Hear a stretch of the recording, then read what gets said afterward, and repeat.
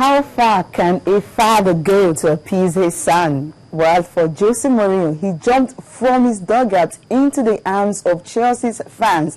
That was in an attempt to embrace his son after Fernando Torres scored the winning goal against Manchester City. Trust the happy one, there's always a reason for every action. He was unable to get a season ticket at Stamford Bridge for his 14-year-old son, so he wanted to enjoy the moment of victory with Jose Mourinho, that is the son. No disrespect to City fans, he said. That was after he has enjoyed himself. Welcome to Sport This Morning. I'm Cecilia Omogbe. Coming up on the program, our Super Eagles coach Stephen Kershaw believes the friendly against Jordan is a huge step for the African Nations Championship, and FIFA President Sepp Blatter wants tougher sanctions for racism. And after 2 weeks of tough tennis, the Governors' Cup came to an end over the weekend, and it was unseeded Italian who stole the show.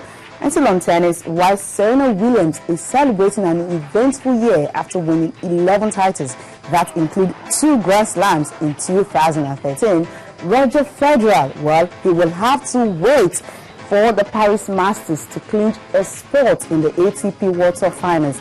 A tournament he has won 6 times, and since 2002 he has been qualifying for this same tournament. But we have to wait till the very final ATP Masters of the year to book a spot for this great World Tour Finals.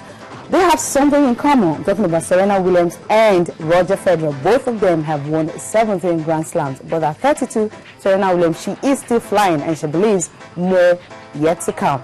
And in Formula One, it's 4th time in a row for Sebastian Vettel. He won the Indian Grand Prix yesterday, and of course, he is becoming, or rather, he's actually going closer to the great. I'm talking about Michael Schumacher. Join us for these and more after this match, with Fernando Torres profit from Joe Hart's blunder. Well, if you're going to come, Joe Hart, come all the way. Clear everything, the ball, and clear your defender. And if Torres is there as well, clearing too. Mourinho, he jumped up. He seemed to hold the celebration, and then he couldn't resist it, right into the crowd. He's nearly back in the seat he was sitting in last week when he got sent off. No, that was after Jose Mourinho was actually trying to get his 14-year-old son there, Jose Mourinho. He said he didn't get him a season ticket at Stamford Bridge, and of course he needed to enjoy the moment, celebrate with him, to actually ensure that at least he may not get a season ticket, but he just wants to share every moment of victory at Stamford Bridge with his son. He apologized later that he's sorry, that no disrespect to City fans, but he needed to enjoy that moment. Good morning, Olumide is here with me. Olumide, good morning. Good to be here once again after a dramatic weekend. We saw the dramatic one there. Joe Hart, he will never forgive himself for that. Yeah, Mario, at the end of the day, he ended up getting the victory he needed. It showed how dramatic he can be. You forget that we're just 9 games into the season. I think the season is really going to be very interesting when you have the likes of Southampton in the top 4. Well, okay, we'll come to that later on the show. Well, you can follow us on Twitter and, of course, on Facebook, and you give us your opinion, your issues raised in this program through the following mechanism. You have a Channel Sport, both on Twitter and, of course, on Facebook, so you can follow us and drop your comments, and of course subsequently we get to give you the feedback on the program. Okay, moving on now. The FIFA Under 17 World Cup is on the way in UAE, and of course the second round matches beginning today.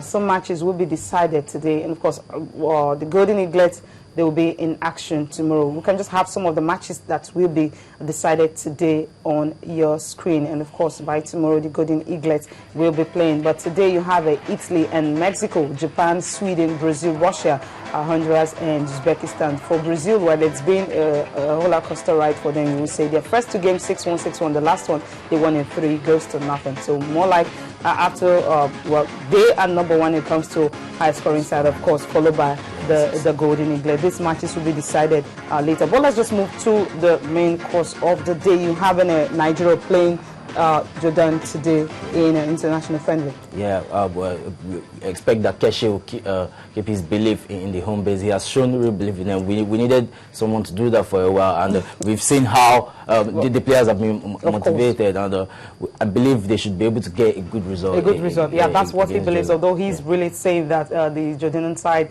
they are a good side, a tactical side, and of course the coach, being a former player himself, he feels that it's going to be a very, very tough game for the home-based Eagles. And of course, this game is part of preparations for the African Nations Championship, which will take place in January next year in South Africa. Nigeria qualified for the first time, of course. Keshi, after winning the Nations Cup in South Africa, he will be hoping to win this one, going to South Africa twice, and of course getting away with the trophy. That will be his position. But let's just listen to him, what he has to say concerning the game against Jordan. It's good. Jordan is a good team, I believe. If they're not a good team, they won't be playing playoff against Uruguay. And with the coach that you have, Hassan Hassan, I think a very good player when he was playing, and I believe he is also a very capable coach. So it's good. It's good experience for my team and for us.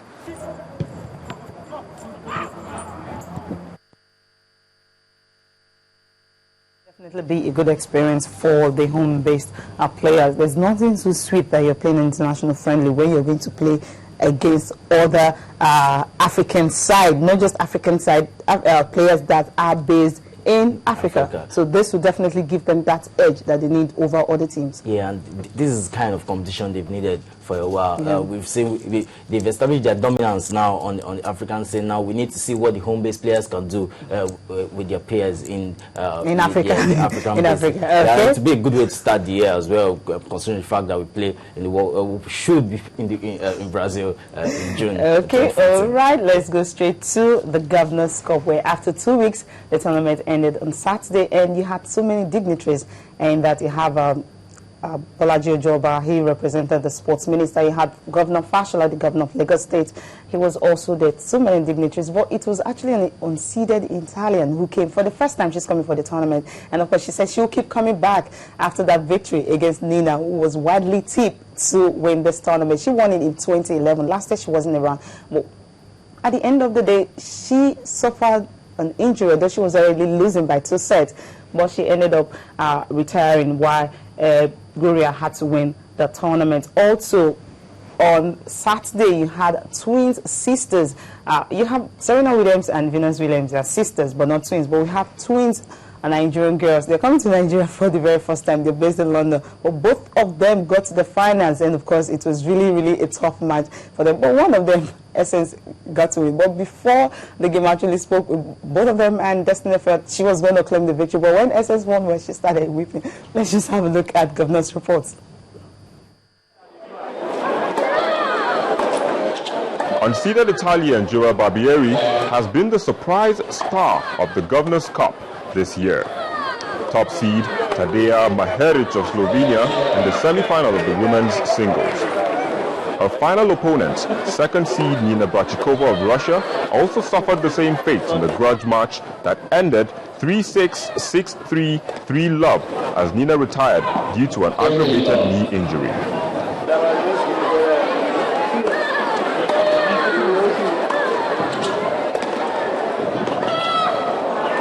It is her first time in this tournament, and she can't wait to be here again next year. No, it's really well organized, and here in the final there were a lot of people, a lot of public, and there is a lot of passion, and I think I will come back for sure next year. In the men's singles final, Croatian number 4 seed Ante Pavic, who endured a disappointing first leg loss, was no match for number 2 seed Ivan Nedijazayan of India. He won the game 6-4, 6-3. It's a great feeling, you know. I wasn't expecting this when I was coming here, you know. I was hoping I'm going to make a good results, but not like, you know, almost 100% on both tournaments. Yeah, I thought he played a really good match. He was a better player today. He served better than me and was more clutch. Indians like the conditions here. It's hot and humid like India. Playing the Nigerians, yeah, it's the luck of the draw. I'm happy I made the final. The finals of the inaugural Governor's Cup Junior Tennis were delights to watch. Martin Zabamu beat Michael Oshewa in 2 straight sets of 4-1, 6-4 to win the male category.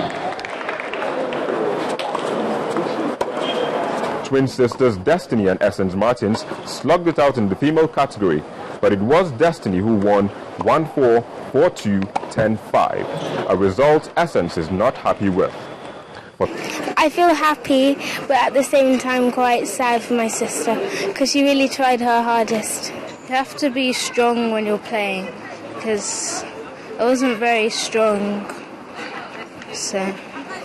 And I was playing against Destiny and she picked her game up, so she played well as well, but she played better in the second set.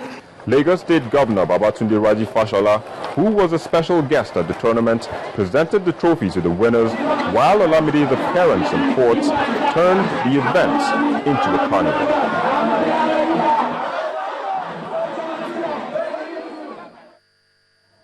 Well, that was the Governor's Cup there. Okay, still talking tennis. Of course, Serena Williams, she's celebrating this year 11 titles, including 2 Grand Slams. And of course, she played 80 matches. For Roger Federer, not the same. He lost to Juan Martín del Potro again. Well, not a good one for him, so you have to wait for the Paris Masters to see if he can qualify for the World Tour Finals that will be taking place later in the year. But let's just enjoy the highlights, how Serena Williams was able to win her 4th ATP title for the year against Chinese Li Na, and also how Martín del Potro had to dent the hopes of Roger Federer.